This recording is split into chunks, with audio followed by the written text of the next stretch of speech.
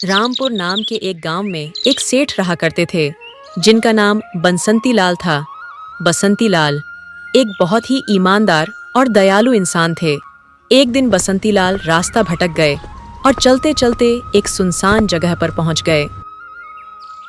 ये मैं कहाँ आ गया?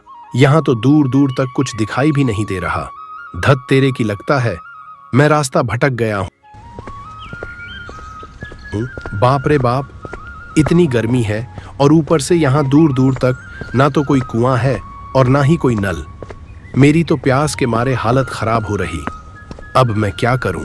बसंती लाल को कुछ दूर एक पेड़ दिखा और उस पेड़ के नीचे एक आदमी बैठा हुआ था। वहां पेड़ के नीचे एक आदमी दिखाई दे रहा है। ऐसा करता हूँ, मैं उससे जाकर मदद मांगता हूँ। बसंती लाल उस आदमी के पास पहुंचने से पहले ही बेहोश होकर गिर जाते हैं। अरे, इस आदमी को क्या हुआ? अभी तक तो ठीक था। बसंती लाल जमीन पर पड़ा था। बेहोशी की हालत में उसके मुंह से बार बार एक ही शब्द निकल पा रहा था, पानी पानी। अरे कोई तो मेरी मदद करो। इनको जल्द से जल्द पानी पिलाना होगा। भाई साहब, आप थोड़ी सी हिम्मत करके उठ जाइए और इस पेड़ के नीचे बैठ जाइए। मैं कहीं से पानी का इंतजाम करके लाता हूँ। रमेश बसंती लाल को पेड़ के नीचे बिठा देता है। बसंती लाल की हालत खराब और बार बार एक ही शब्द बोल पा रहा था, पानी पानी, मुझे पानी दो। आप यहीं बैठे रहिए, मैं कहीं से पानी लेकर आता हूँ। रमेश बहुत दूर तक घूमता है और आखिरकार उसको पानी मिल जाता है। पानी लेकर रमेश बसंती लाल के पास आ जाता है। ये लीजिए भाई साहब, पानी पी लीजिए। पानी पीकर बसंती लाल में थोड़ी बहुत जान आ जाती है। बहुत बहुत धन्यवाद भाई। अगर आज तुम मुझे पानी नहीं पिलाते तो मेरी जान चली जाती है। जी, पर आप इतनी गर्मी में इस मैदान में क्यों घूम रहे हैं? अरे वो मैं रास्ता भटक गया हूँ और चलते चलते इस मैदान में आ गया हूँ। भाई साहब, यहाँ दूर दूर तक सिर्फ बंजर मैदान ही है। हाँ, थोड़ी दूर पर एक गांव है रामपुर। हाँ, मुझे वहीं जाना है। मुझे वहाँ का रास्ता नहीं पता था। जी, चलिए मेरे साथ। चिंता की कोई बात नहीं, मैं आपको रास्ता बताता हूँ। बसंती लाल रमेश के साथ चल देता है। चलते चलते दोनों में बहुत सारी बातचीत होती है। अरे भाई, मैं तो रास्ता भटकने की वजह से यहाँ आ गया, पर तुम इस कड़ी धूप में यहाँ बैठकर क्या कर रहे थे? असल में मैं बहुत ज्यादा तनाव में रहता हूँ आजकल। सबसे दूर रहना चाहता हूँ, इसलिए यहाँ आ जाता हूँ, क्योंकि यहाँ दूर दूर तक मुझसे कोई जवाब मांगने वाला नहीं है। कैसा तनाव और किसको कौन सा जवाब देना है तुम्हें? असल में मैं बहुत ज्यादा कर्जे में हूँ। मेरा परिवार बहुत गरीब हो चुका है और सबसे बड़ी बात यह है कि मेरी पत्नी गर्भवती है। अब इन सब की जिम्मेदारी का बोझ मुझे अंदर से खाए जा रहा है। इसलिए मैं यहाँ इस पेड़ के नीचे आकर अकेला बैठ जाता हूँ। यहाँ मुझे थोड़ी राहत मिलती है। तुम्हारी हालत सच में बहुत खराब है, पर तुम चिंता मत करो। तुमने आज मुझे सहारा देकर मेरा दिल खुश कर दिया है। अब तुम्हारी सारी समस्याएं मेरी। मैं तुम्हें इतना धन दूंगा कि तुम्हारी सारी परेशानियां खत्म हो जाएंगी, है ना? चिंता मत करो। नहीं नहीं भाई साहब, मैं इस तरह से धन नहीं ले सकता। अगर आप मेरे लिए कुछ करना चाहते हैं तो ऐसा करें कि मुझे कोई काम दे दे। मैं मेहनत करके अपनी सारी समस्या खुद सुलझा लूंगा। क्या बात है, क्या बात है, बहुत बढ़िया। तुम्हारे जैसा उसूलों वाला आदमी मैंने आज तक नहीं देखा। तुम आज से मेरे लिए काम करोगे? हम बहुत खुश हुए तुमसे मिलके। जिस तरह का आदमी तुम लग रहे हो, मुझे यकीन है कि तुम हमेशा मेरे लिए वफादार रहोगे, कभी नमक नहीं करोगे। रमेश बसंती लाल के लिए काम करने लगता है। बसंती लाल को एक मेहनती और वफादार आदमी चाहिए था, जो कि उसे मिल गया। रमेश को भी अब एक उम्मीद मिल गई थी। देखो रमेश, ये है हमारा घर। अब से तुम यहाँ काम करोगे। आज से सारा काम अब तुम ही संभालोगे।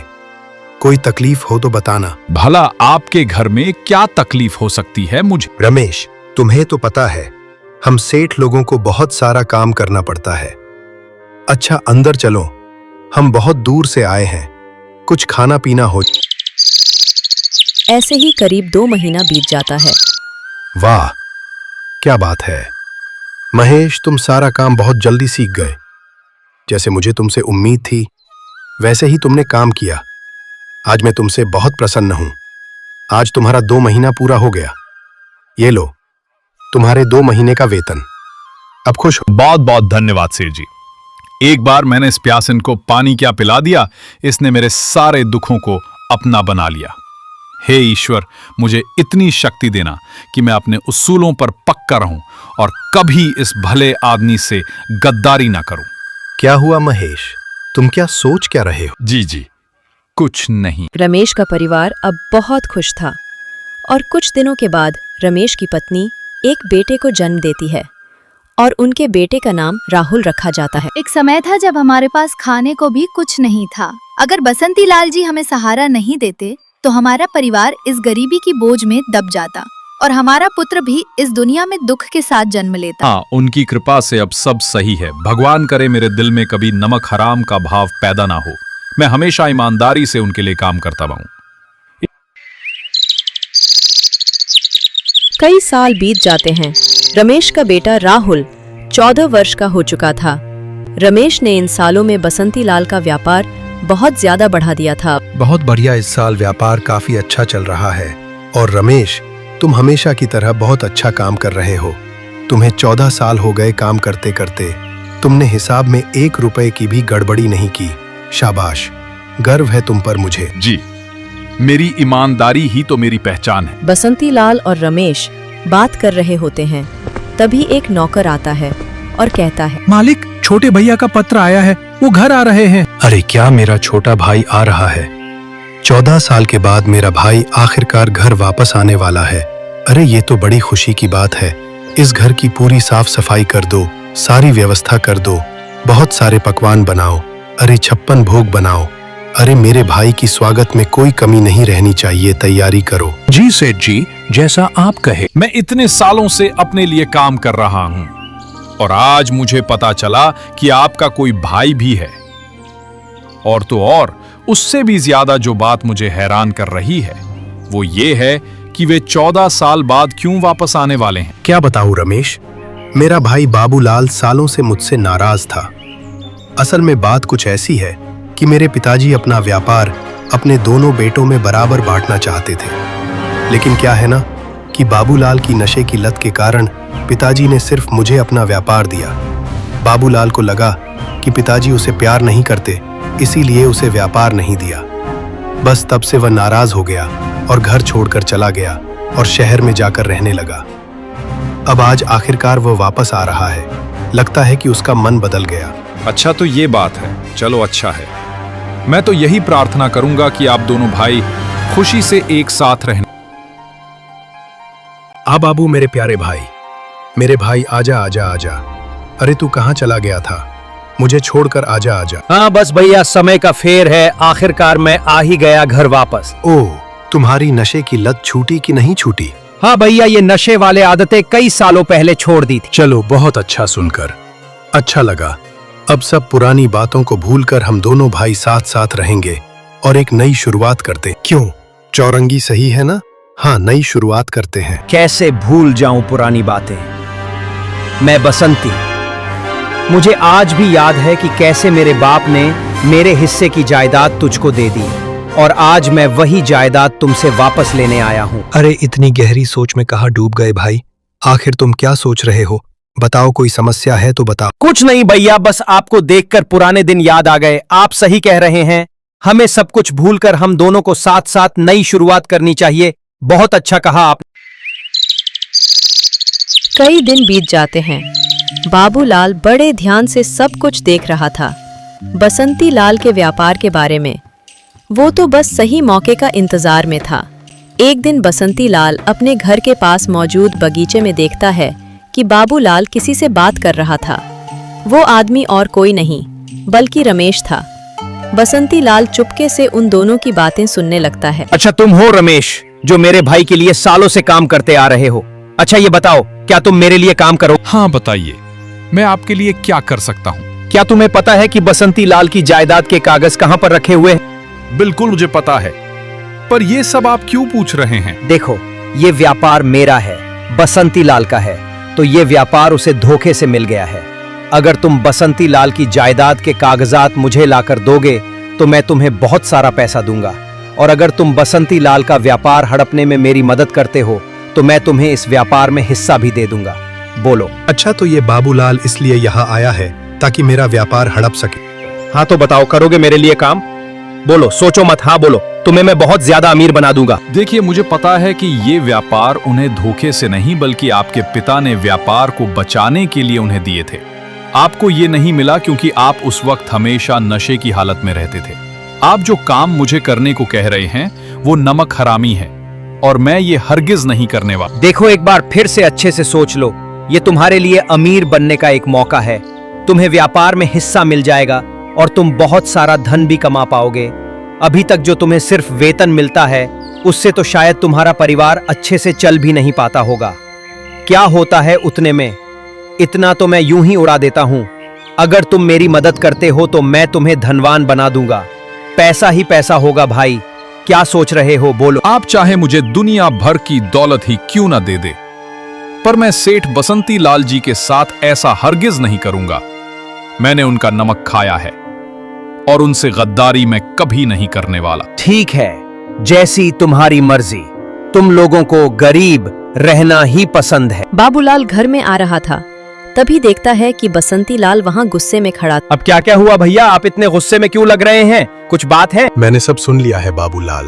तू नालायक यहाँ इसलिए आया है ताकि मेरा व्यापार हड़प सके।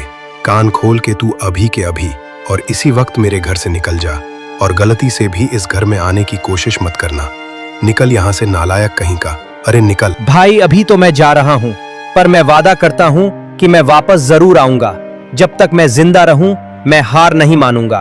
अरे तुमसे तुम्हारा नहीं, अपना व्यापार लेने आया हूं। बड़े आए मेरा व्यापार छीन रहे हो।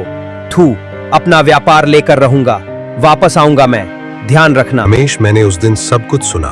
कैसे तुम बाबूलाल के सामने कह रहे थे कि तुम मुझसे गद्दारी नहीं करोगे। सही बताओ रमेश, यह कहकर तुमने मेरा दिल जीत लिया।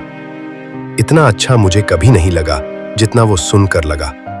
वाह, क्या बात। सेठ जी, मैं कभी आपसे गद्दारी नहीं कर सकता। आपने मुझे उस वक्त मदद की जब मेरे पास कुछ भी नहीं था।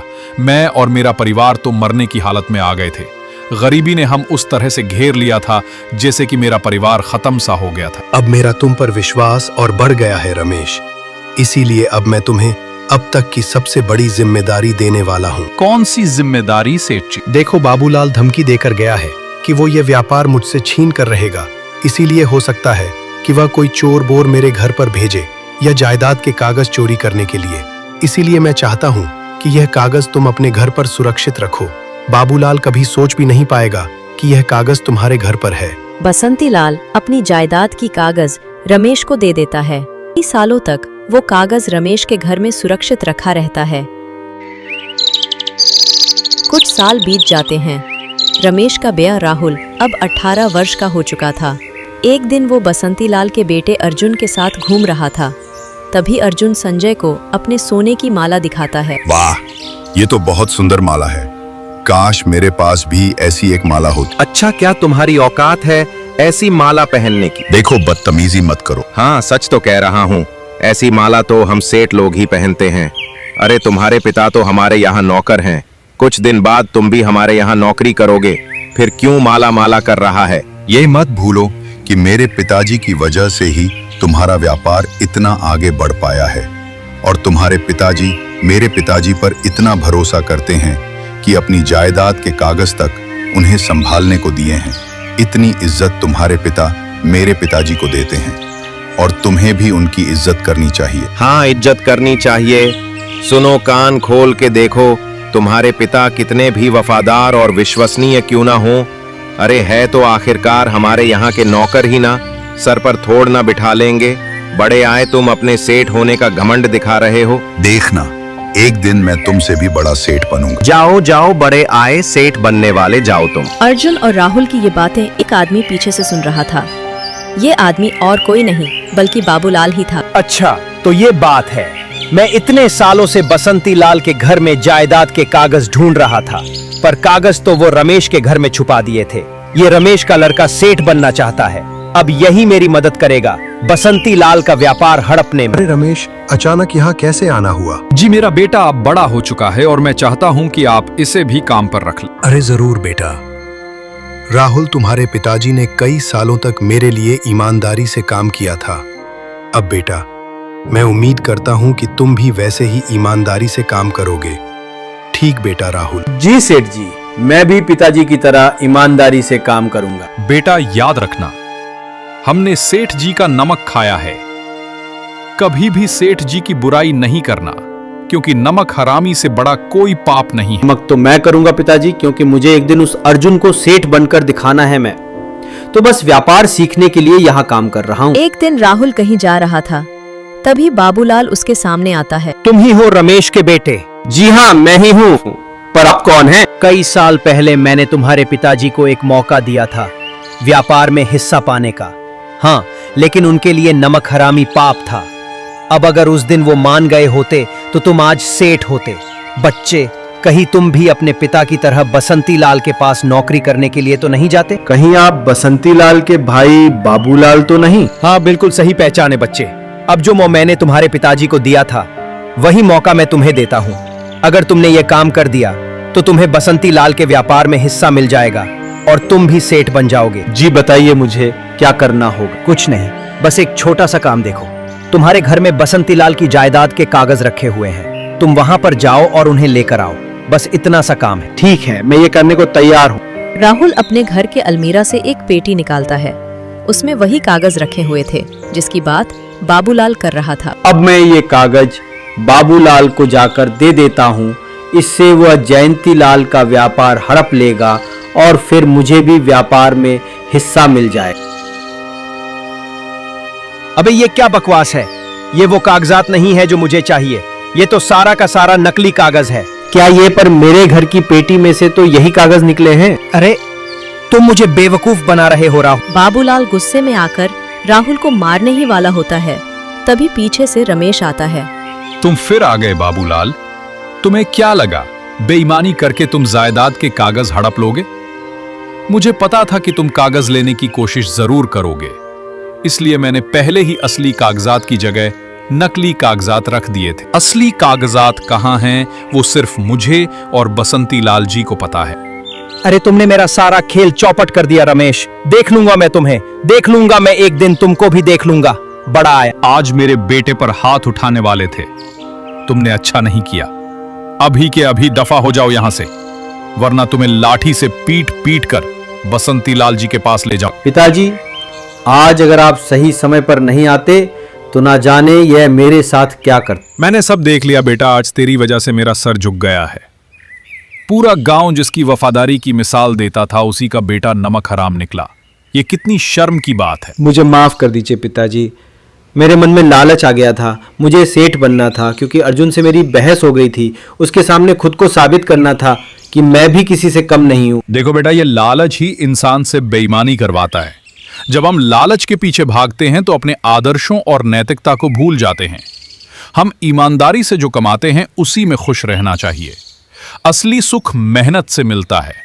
किसी के साथ गद्दारी करना, चाहे वो हमारा दुश्मन ही ना हो, हमें कुछ समय के लिए फायदा हो सकता है, लेकिन आखिर में हम अपना सब कुछ खो देते हैं। इसलिए हमें अपनी मेहनत पर गर्व करना चाहिए और ईमानदारी से कमाई पर संतुष्ट रहना चाहिए। सही रास्ते पर चलकर ही हम लंबे समय तक खुश रह सकते हैं।